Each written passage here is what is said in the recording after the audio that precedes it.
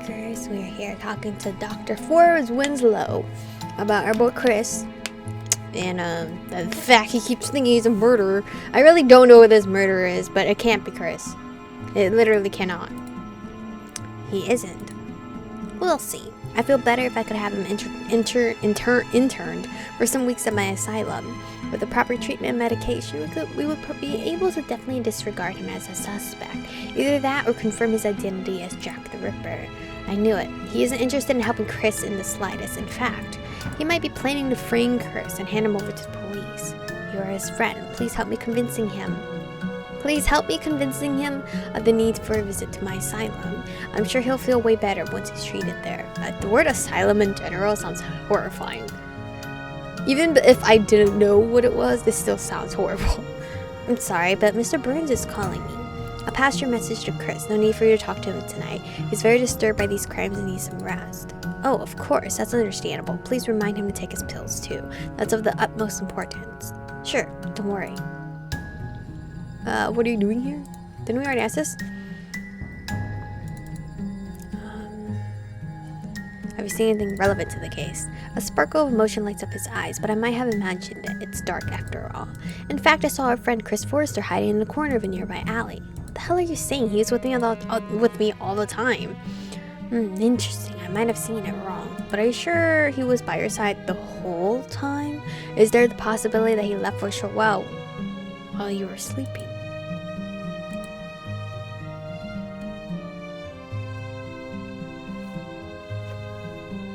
Could be possible, but I'm not gonna suspect my boyfriend like that.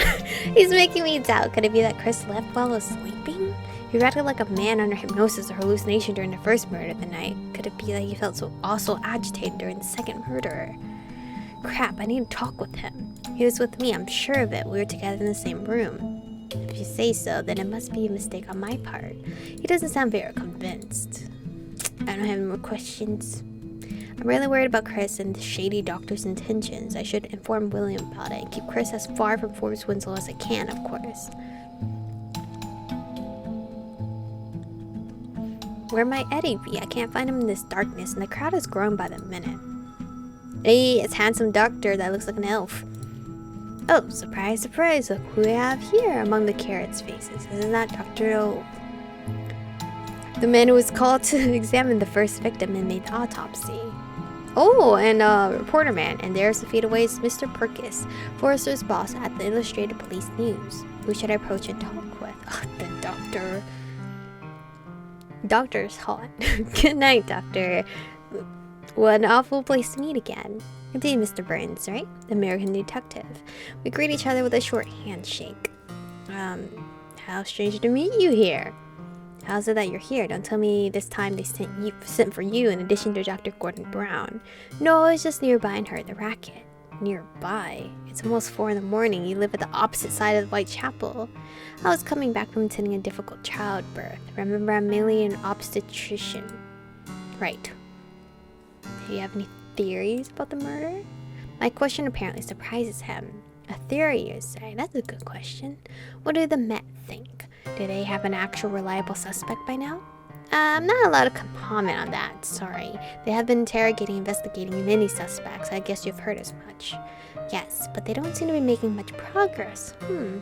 Thank goodness they'll have the help of the city police from now on. I suppose the inquiry will move faster. But what do you think, Doctor? I'm sure an intelligent person as yourself surely has a good theory about the murders by now. I have many theories, Mr. Burns, but I prefer to keep them to myself. I don't want to make a fool of myself in case the real culprit is caught and my theories are wrong. Do you understand me, right? I have a reputation to keep. Of course. Thank you for your time, Doctor. Good night. We shake hands again. This conversation wasn't very productive, and now I find this man even more unpleasant than before, if that's possible. Let me give my condolences in person to your friend. I couldn't find the chance to do so during his mother's funeral. You're very you're very unkind, sorry, you're very kind. As long as he doesn't speak more than 2 sentences with Eddie, it should be alright. I don't want to punch a doctor in the face in the middle of a crime scene. William, I was actually looking for you. Eddie, this is Dr. He did your mother's first examination and autopsy.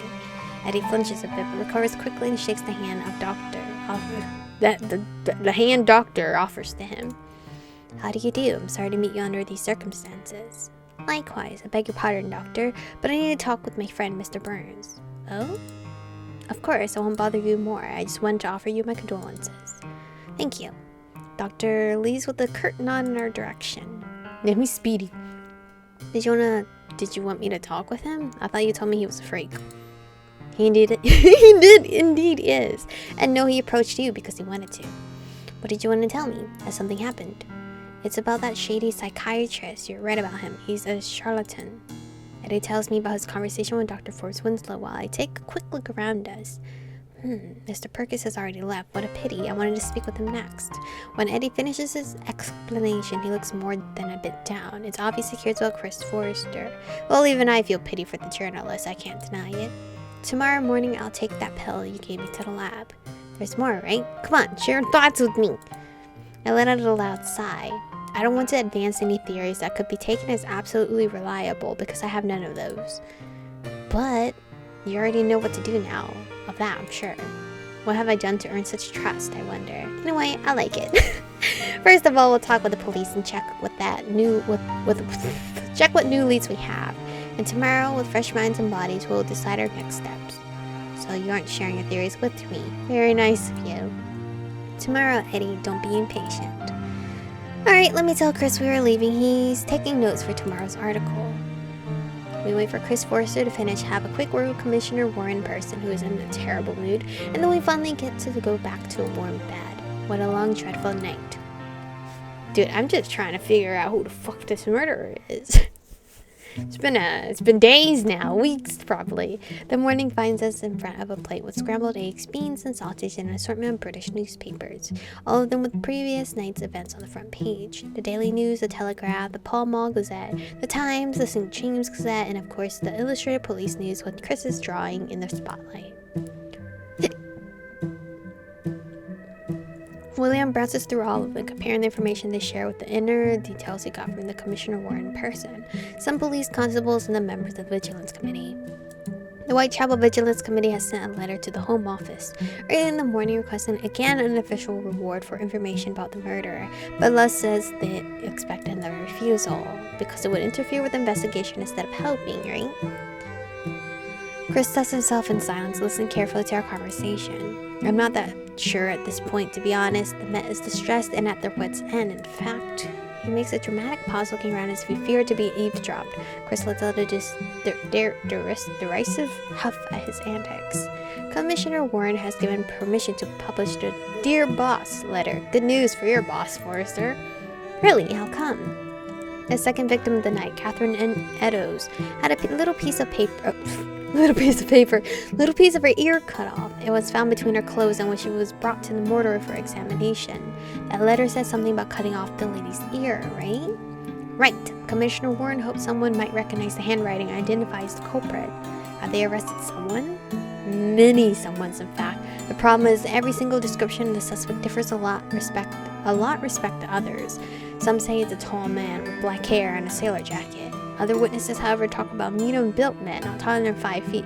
5'5". I was gonna say 5 feet. Bro is like my height. The fuck? No, with a long black coat and black felt hat. In some descriptions, he is around 30 years old, while in others, he's in 40s or older. And sometimes he's said to wear a mustache, while other witnesses says he doesn't have one. This is so frustrating. I mean, people can't really see in the dark, right? In a split second, it's like. It is. But how can someone even try to describe the murderer? The three of us were there, and I can't say I saw his features or his clothes, to be honest. True, it was too dark. It goes unnoticed in the well-lit places. It only makes a move where it's too dark to see him as anything else but a silhouette. Has he got cat eyes then? How could he do those things to the victims with so little light? We don't have a clue. Doctor, what if he's wearing like night vision goggles? Do they have that this time? We don't have a clue. Dr. Baxter Phillips and Dr. Gordon Brown, the police surgeons who performed the autopsies, were amazed he could inflict such detailed mutilation with just a lamp. The last victim had a few organs cleanly removed, one kidney, the womb, the colon, and intestines. Disgusting and freakish. I prefer not to picture it in my mind. My stomach is starting to churn. Is there something else in the papers that can be useful for the investigation? No, but... Well, they have published some details about the life of the second victim, Catherine Eddowes. She wasn't a prostitute, just a low-class woman with a light drinking problem. Oh no, this will cause an uproar. The Ripper is not only killing prostitutes, but also every poor woman from Whitechapel he can put his hands on. No wonder Commissioner Warren is desperate. I overheard some harsh comments about the Jews in the street too, because of that damn writing. The city police wanted to wait until morning light arrived before erasing it, so they could take a photograph, but Warren didn't allow it. He was fearing it might cause riots against the Jews living in Whitechapel, but it's useless. Last night there were many onlookers on the crime scene, and they have obviously spread the word about that writing. Let's check what evidence we have and decide our next move. We can't rely on the witness's description of the murderer, but I think the three of us can agree the man is above average weight and light to medium build. Chris and I nod. According to Forrester's vision, our murderer is a middle-class man, even a bit well-off, and not young, above 40 then. Chris agrees with a gesture, and he has a medical background. Dr. Lowell doesn't agree, but the other two doctors are quite sure, which makes that unpleasant doctor look a bit suspicious, don't you think? In fact, I'm suspicious about Dr. Ford's Winslow. I'm sorry, Chris, but that man can't be trusted. That man's too short, though, to be the murderer.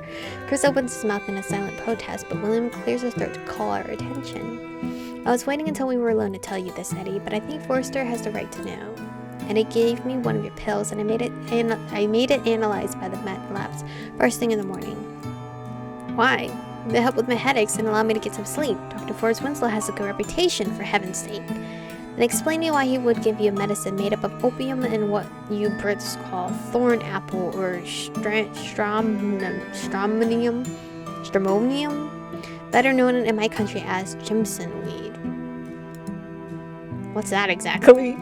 A main compound of opium was to be expected, but according to the lab doctor, addition of the very toxic and psychotropic big words means the medicine has the opposite effect from a tranquilizer. In some, Dr. Ford's Winslow has been aggravating your hallucinations and nightmares with those pills, Forrester. That's not possible. Why would he do something like that? He's been helping me for months. He seems to think of you as a possible suspect, Chris. That's why he wants to have you at his mercy in his asylum, to test your mind and find evidence about your involvement in the crimes. And there's more. More? What haven't you told me? I don't know how to say this, but last night when I spoke with him, he told me he saw Chris hiding near to the second crime scene. What? Eddie, you know that's not true. I was sleeping at home. You two know that. You had a strong reaction during the first murder of the night. Did you sleep peacefully during the second one? Not exactly. I had nightmares, but I didn't sleepwalk this time. It's true, Willem. I was with him and didn't hear him rouse.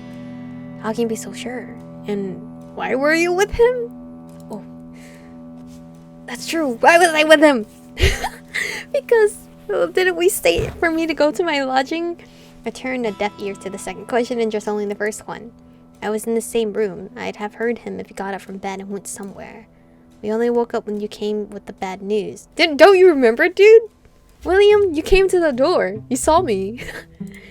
Alright.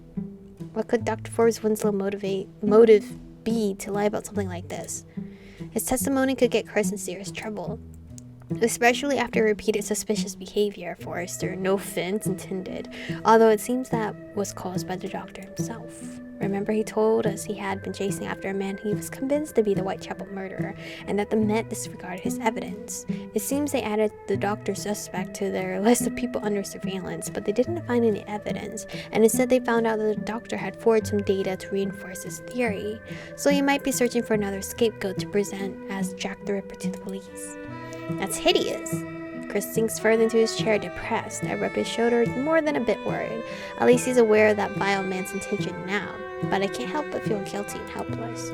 I wish I knew how to help Chris through all this. He got a little closer, kind of freaked me out. He leans until he's resting his head on my shoulder, and I told him with one arm as discreetly as I can during the situation.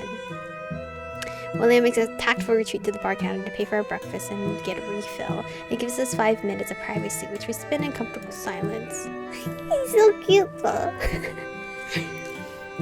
Thank you for being there for me. Of course, Chris. You know you can count on me. I wish I could do more than just comfort you. You're doing more than that. You and Mr. Burns will make sure to prove my innocence, right? Oh, Yes, of that you can be sure. Unless you're actually the murderer, then I cannot do anything about that. I can tell he's calmer by the time William comes back to our table. He doesn't comment on Chris and my behavior, thank goodness. Discretion comes with his job, I guess. And we take into account what I told you some days ago about the suspects. And what was that? The suspect always comes back to the crime scene, remember? Oh, I remember. That's always a good quote, too. And it's always also stupid, because, like, why would you come back to the crime scene, you fucking idiot? Like, why? There is, like, I'm about to end the episode, but I wanted to tell you guys about this, like, whole mystery thing in my area when a couple years back, this person was having, like, I don't know what you call people that light up places, arsonists.